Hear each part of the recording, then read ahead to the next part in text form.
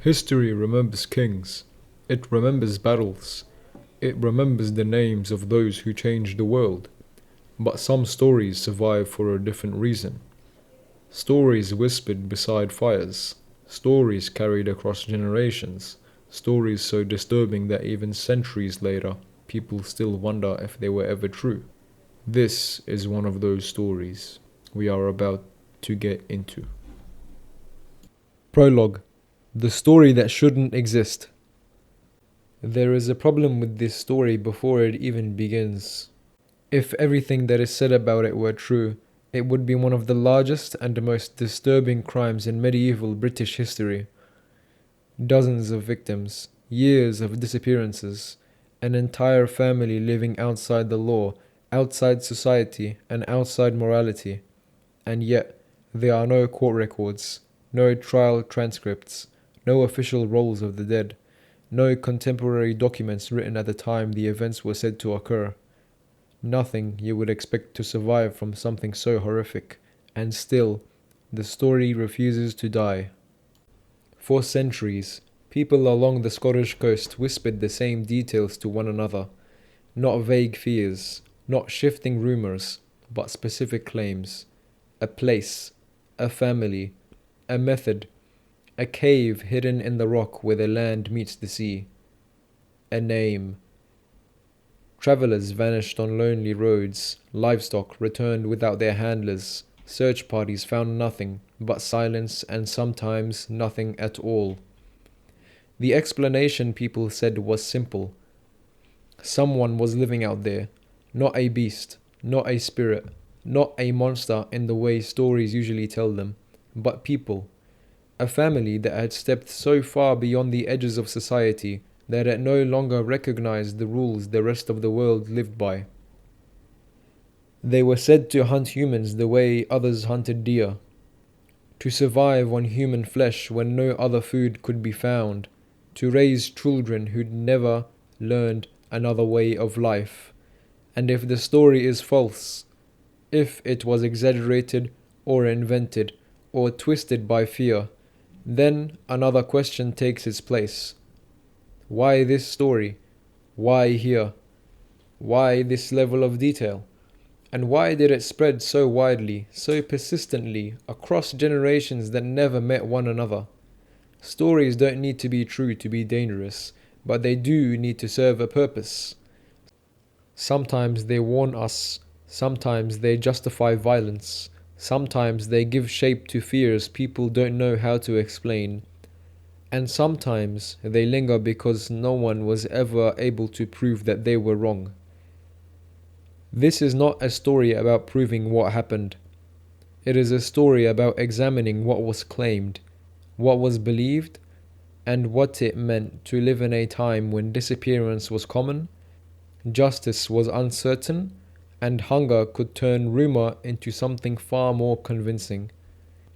Tonight, we are going back to a Scotland where roads were empty, records were fragile, and survival was never guaranteed. To a legend that should not exist, and yet somehow does. This is the story of Sawney Bean and the cannibal clan said to have lived beyond the edge of the known world. Part 1. A land that swallowed people. To understand why a story like this could exist, you have to forget modern Scotland. Forget the paved roads, forget the streetlights, forget the idea that someone always knows where you are. In the late 15th and early 16th centuries, much of Scotland was still wilderness. Not the romantic kind, but the kind that erased people quietly. Vast stretches of land lay between settlements. Roads were little more than dirt tracks worn into the earth by hooves and boots. Travel was slow, dangerous, and often done alone. If someone vanished, it did not make headlines. It barely made conversation. Most people lived their entire lives within a few miles of where they were born. Travel beyond that was a risk, taken only when necessary, to trade, to carry messages, or to move livestock. Nights were long, inns were rare, and help was often days away, if it came at all. Along the western coast, where land collapsed into cliffs and caves tore through the rock like open wounds, the danger grew worse. The sea carved hiding places into the stone, fog rolled in without warning, storms could strand travellers miles from shelter, and the Highlands did not forgive mistakes.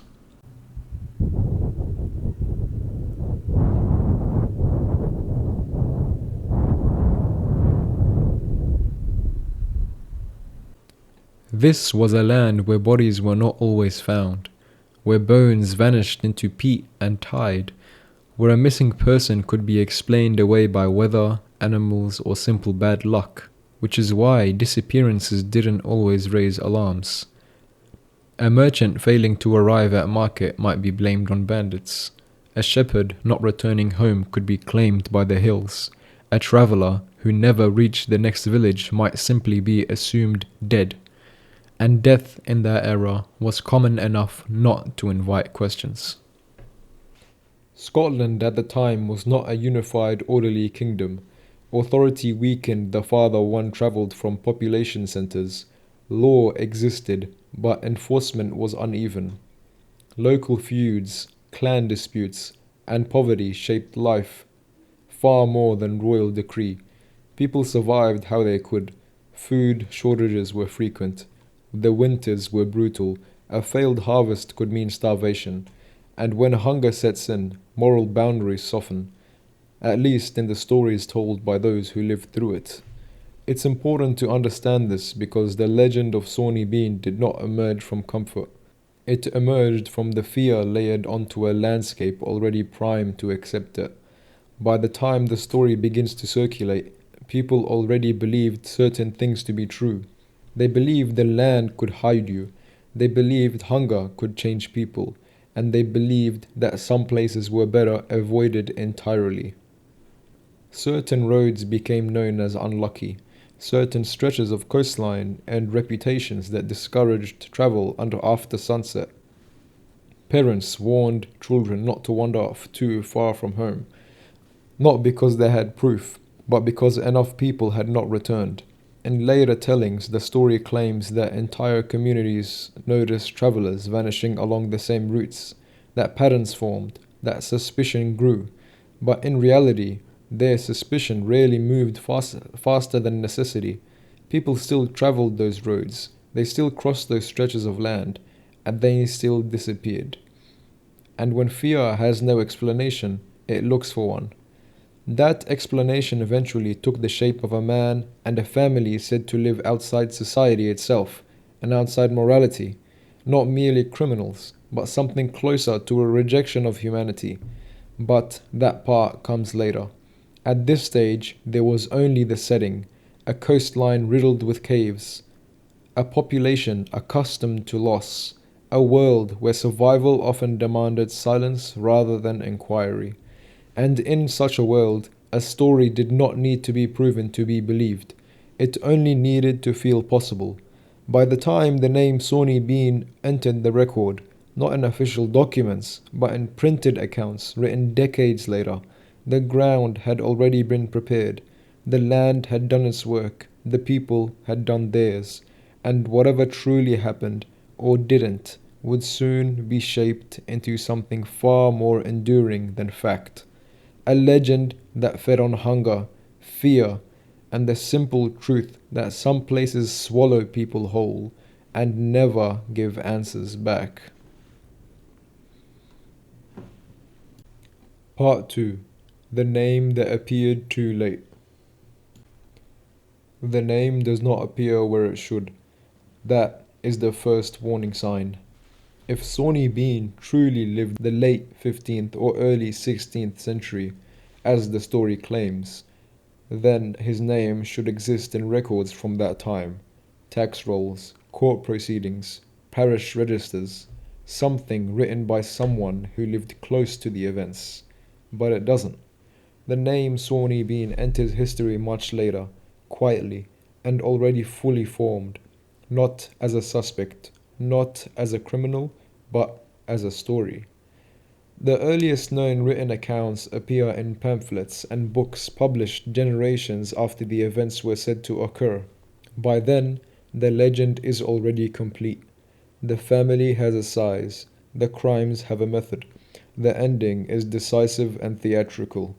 It's not how real investigations tend to be recorded, but it is how folklore behaves.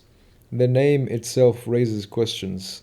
Sawney was a common English nickname for a Scot, often used mockingly. Bean may not have been a surname at all, but a simplification or a symbol applied later by storytellers. In other words, the name may never have belonged to a real person. It may have belonged to an idea.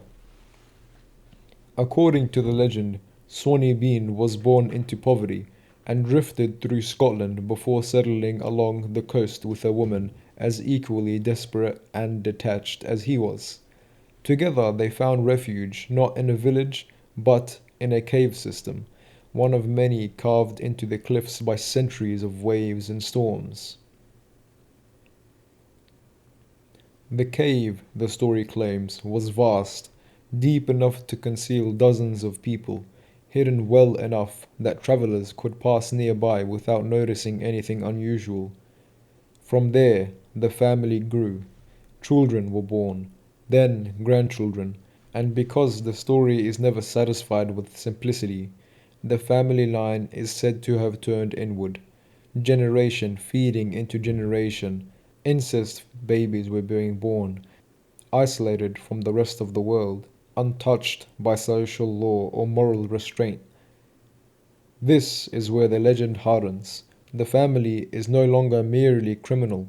They are no longer desperate. They become something else entirely. A closed system, a society unto itself. A warning of what happens when people are cut off from civilization for too long. But even here, cracks appear. The numbers don't quite add up. The survival logistics stretch belief, and yet the story persists, repeating the same details across different retellings with only minor variation. Which raises a question that historians still argue over. Was this a real family whose crimes were exaggerated over time? Or was this a symbolic story, a vessel for anxieties about isolation, hunger, and moral decay? Because in early modern Britain, cannibalism stories carried weight far beyond shock value. They were used to define who was civilized and who was not, to label enemies, to justify violence, to draw hard lines between us and them. And in that context, the figure of Sawney Bean becomes less a man and more a mirror.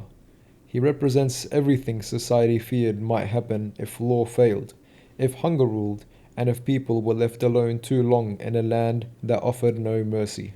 What makes the legend unsettling is not that it describes evil, but that it insists this evil could exist quietly for years without being noticed, that no hero arrives early, that no authority intervenes, that the system does not protect anyone. The story claims that for decades, travelers disappeared while the family remained hidden.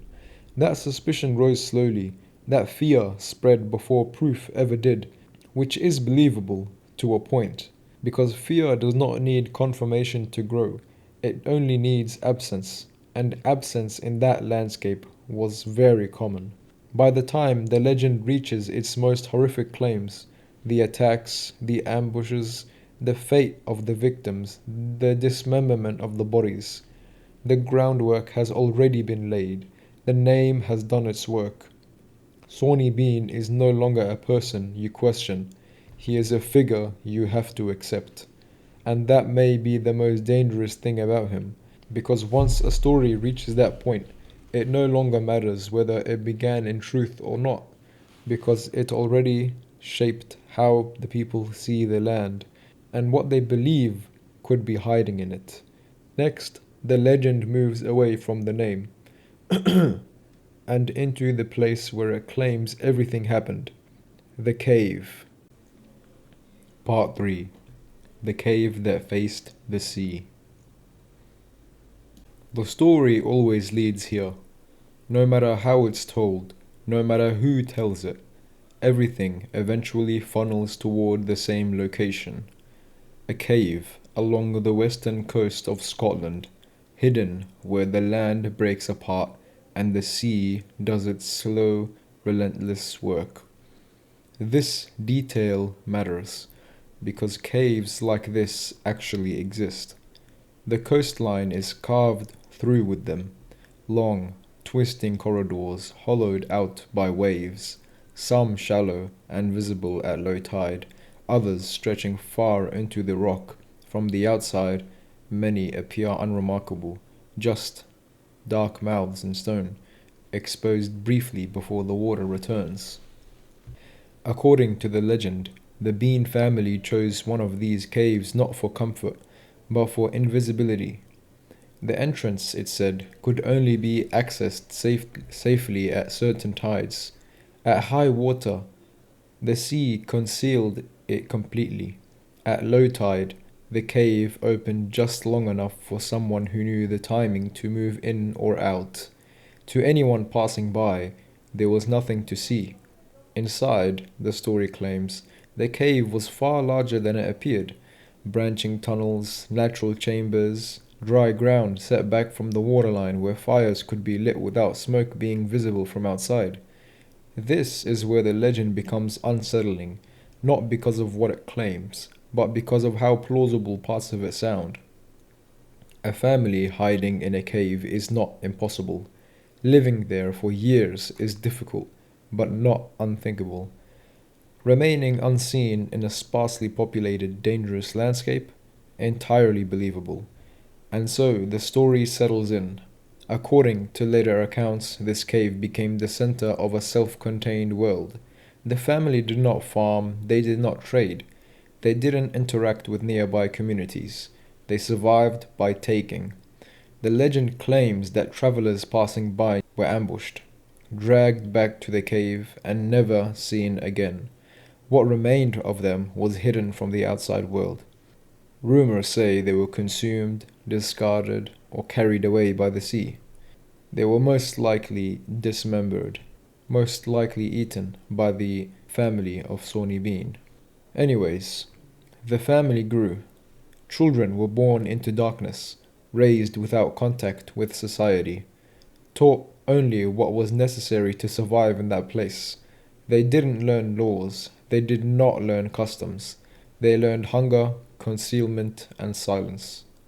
And this is where the story begins to lean heavily into symbolism. Because the cave is no longer just a hiding place, it becomes a boundary. Inside the cave, the legend claims, society did not exist. No authority reached them, no moral framework applied. The rules of the outside world stopped at the mouth of the rock. The family is described not as criminals fleeing justice, but as people who never acknowledged it in the first place. That idea terrified early modern audiences. Not the violence alone, but the suggestion that an entire group could live alongside civilization without ever being part of it. That people could disappear into the landscape and become something else entirely. Some versions of the story claim the cave walls were stained dark from years of fires.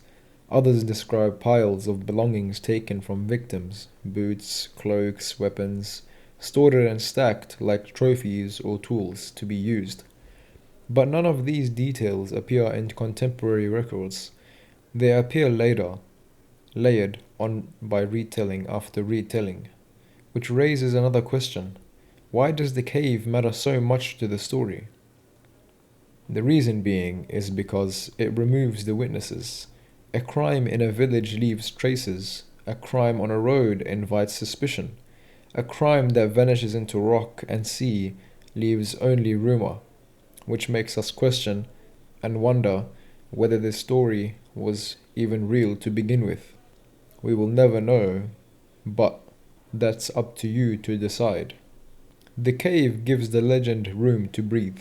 It explains how no one saw anything, how no one escaped, how an entire family could exist in parallel with the rest of the world, unseen and untouched.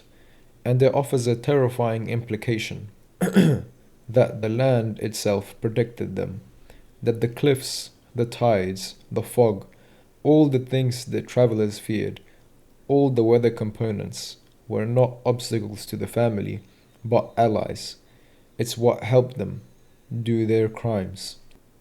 If the legend were false, this would be the point where it should collapse under scrutiny.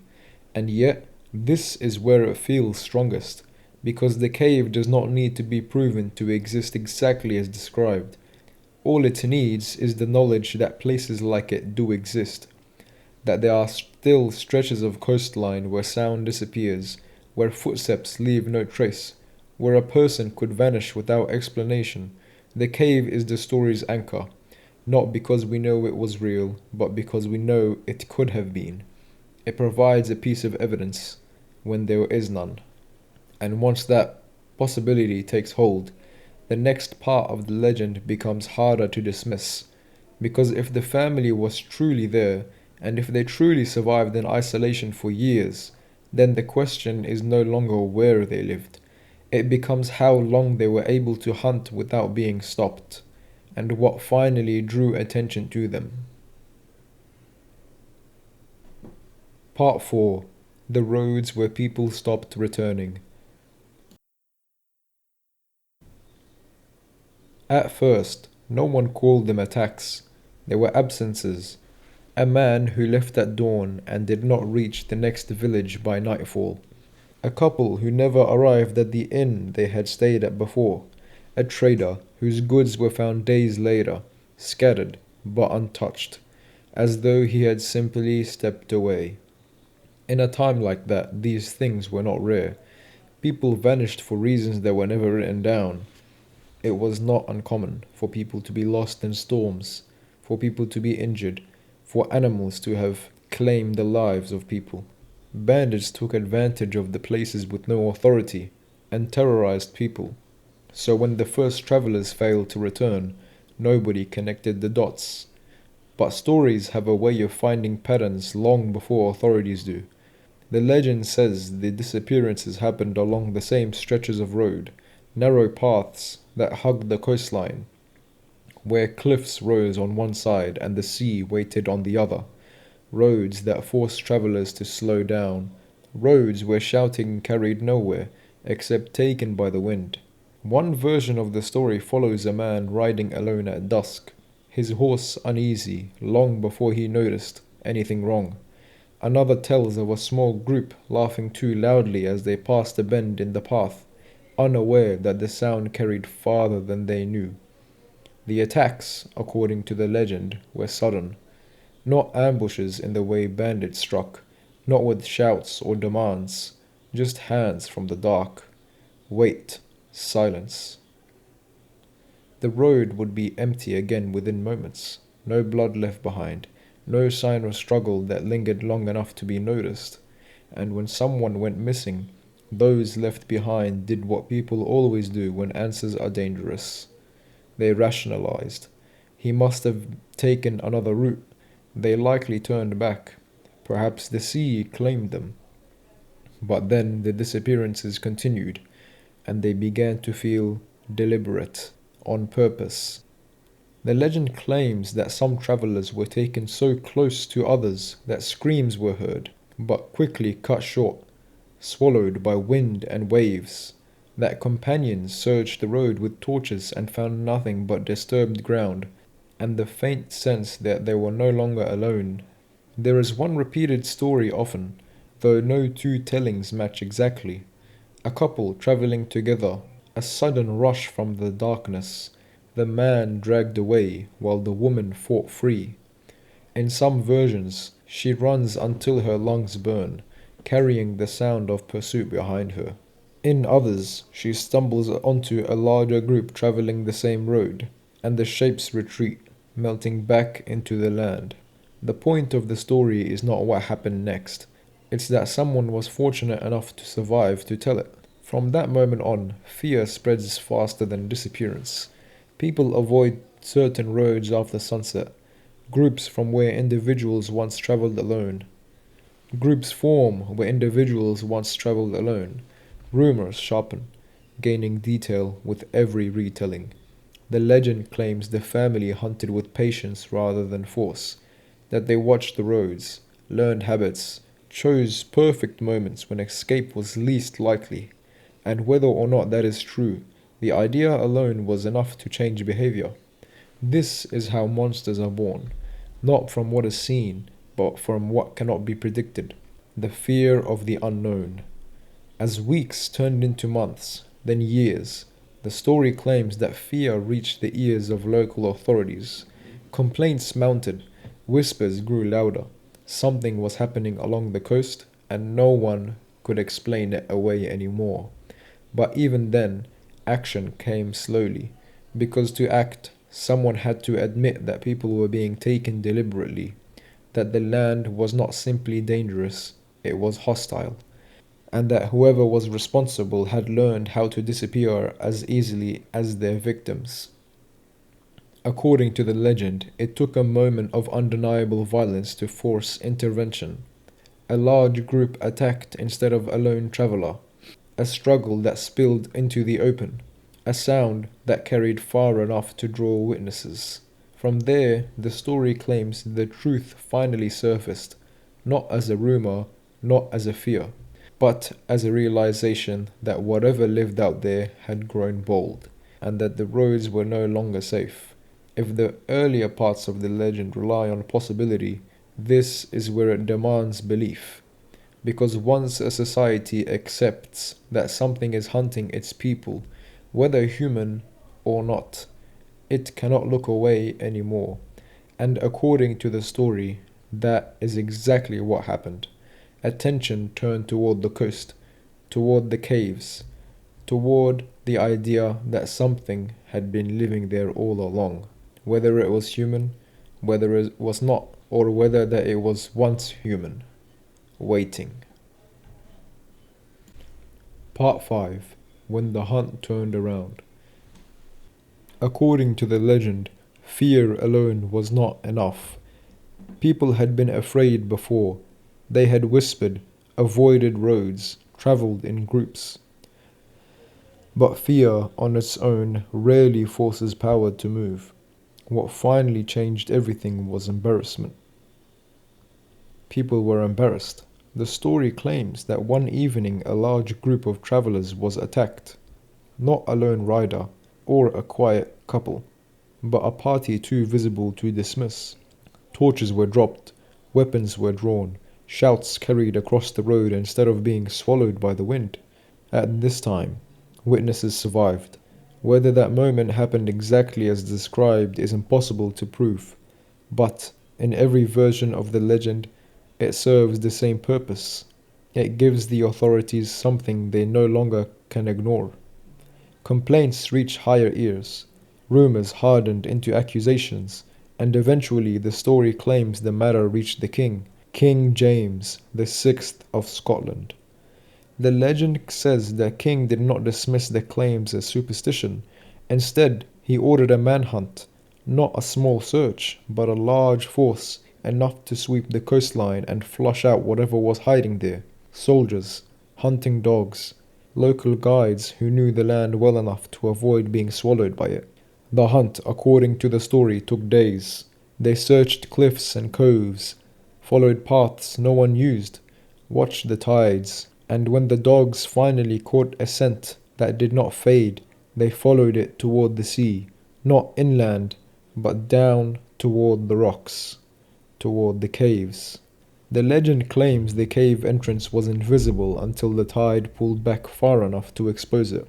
A black opening in the stone, reeking of smoke and the stench of decaying flesh. A place that did not feel empty, even before anyone stepped inside. When the search party entered, the story shifts tone. The cave is described not as a lair, but as a home. Lived in, organized, occupied. The fires were still warm.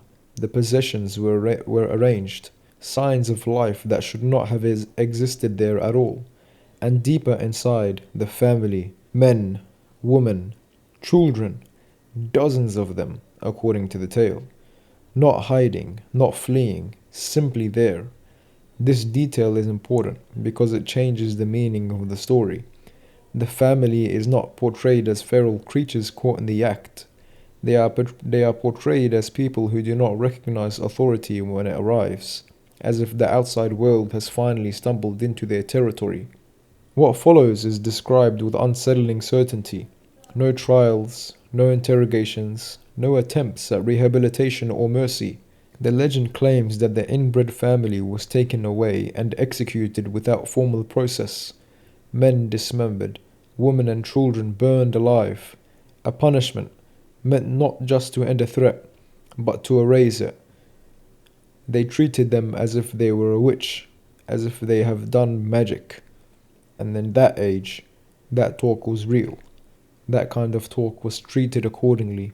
They never chose to spare people who seemed too dangerous to live in society. Justice in medieval Europe was often public, brutal, and symbolic. The goal was not fairness, it was reassurance, a message to the population that order had been restored. The story ends here in many tellings. The threat is removed, the roads are safe again, the land exhales. But this is where the legend begins to unravel, because an event of this scale, a royal manhunt, dozens of executions, a family removed wholesale, should have left traces, records, correspondence, something, and yet none survive. Not a single contemporary account written at the time describes the capture. No official documentation confirms the punishment. No local records reference a disappearance of that magnitude.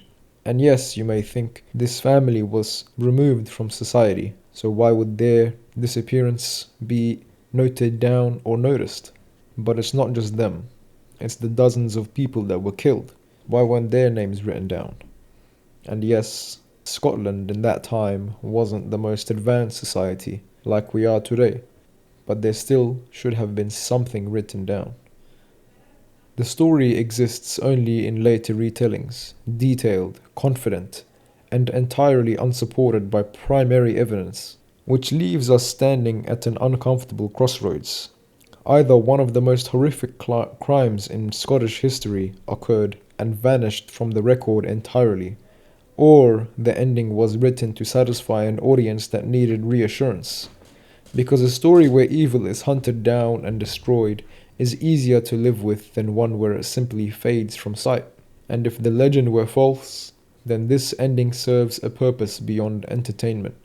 It closes the fear, it restores control, it tells listeners that the threat was real but manageable, and that the world, in the end, made sense again. The problem is, reality rarely offers such neat conclusions, and when historians began to examine the story centuries later, they noticed something unsettling. Not that the legend was unbelievable, but that it was too complete, which raises the final question. If this didn't happen as described, why was it told this way? And do we truly know that the family had an end? Part 6. The story that history never confirmed. Once the noise fades, the legend leaves behind a problem, because when historians went looking for Sawney Bean, they did not find him. Not in court rolls, not in parish records, not in royal correspondence, not even in the scattered legal fragments that survived wars, fires, and neglect. And I know what you're thinking. What if the name Sawney Bean was fake? Even if it was fake, someone would have written the story down then. Where would they get the evidence from to write the story later on? A crime of this scale, dozens of victims, a royal manhunt, public executions, should have echoed through the archives. But it did not. And maybe, just maybe, they wanted to hide this from the public to keep people from panicking. The first written accounts of Sawney Bean appear long after the time he was said to have lived, not as records, but as tales, as stories, pamphlets, compilations of curiosities, collections of wonders and horrors meant to shock, entertain, and warn. By the time the legend was written down, it was already finished. It had a beginning, a middle, and an ending that restored order. That alone does not prove it false, but it does change how we must read it. Because this was not an era that hesitated to record violence. Executions were public, punishments were documented, royal actions, especially those meant to reassure the population, were preserved whenever possible. And yet, here, there is silence. Some historians believe the story was exaggerated over time, that perhaps a small group of criminals existed whose crimes grew with each retelling until they became monstrous. Others believe the story was never meant to describe real people at all. Instead, they argue Sawney Bean was a symbol.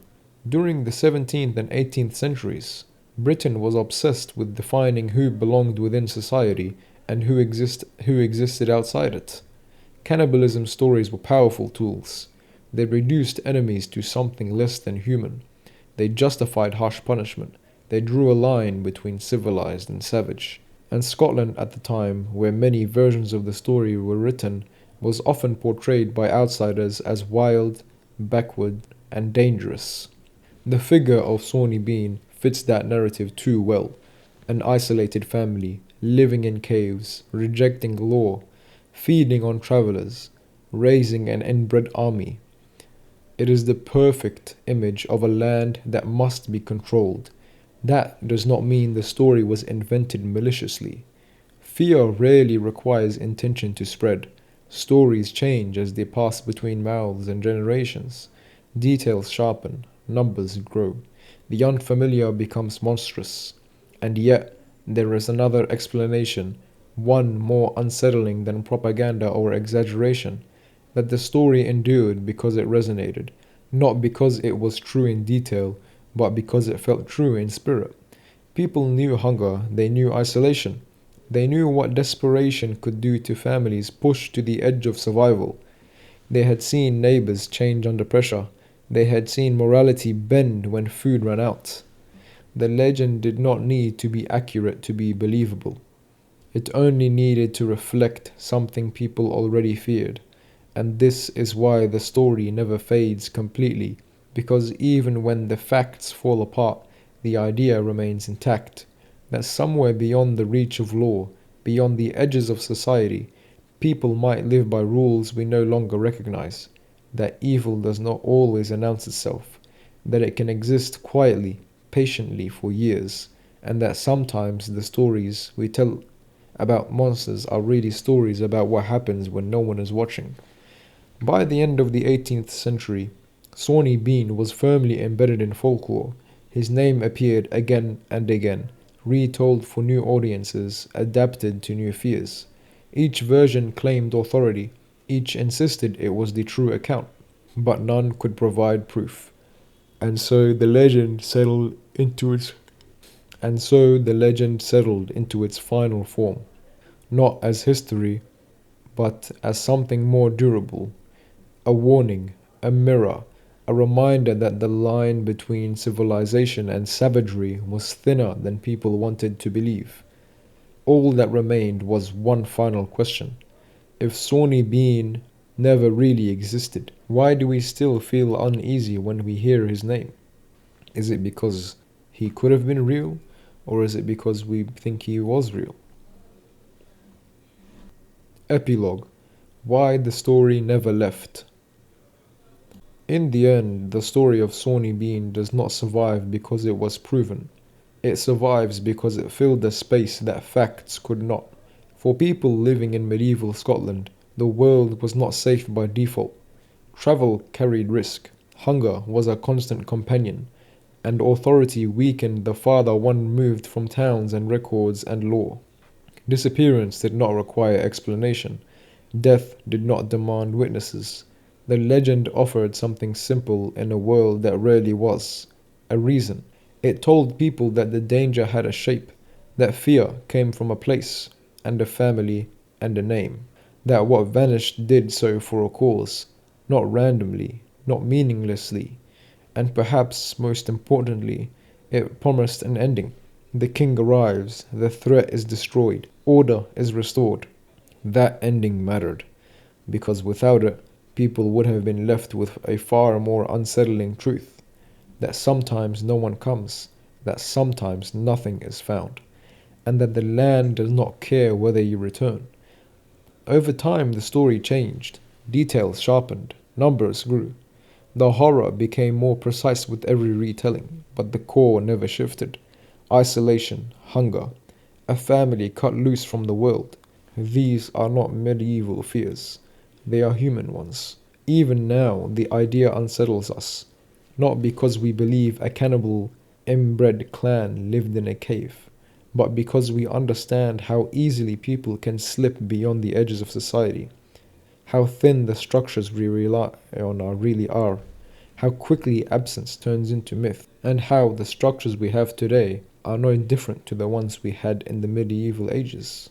Whether Sawney Bean was a man, a symbol, or a story shaped by generations of fear may never be resolved, and perhaps that uncertainty is the point, because the legend does not ask us to believe.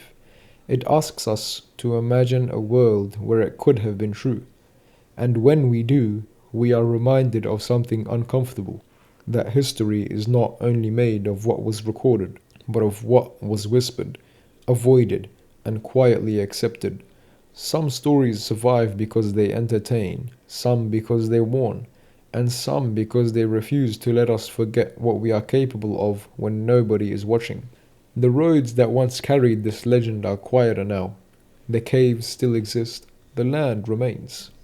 And the story stays with us, not because it happened, but because it asks a question we never stop asking. What lives just beyond the edge of the known world? And how would we know if it was already there? If you enjoyed this journey into history's darker corners, consider subscribing. There are many more legends waiting in the shadows, waiting to be revealed in the archives.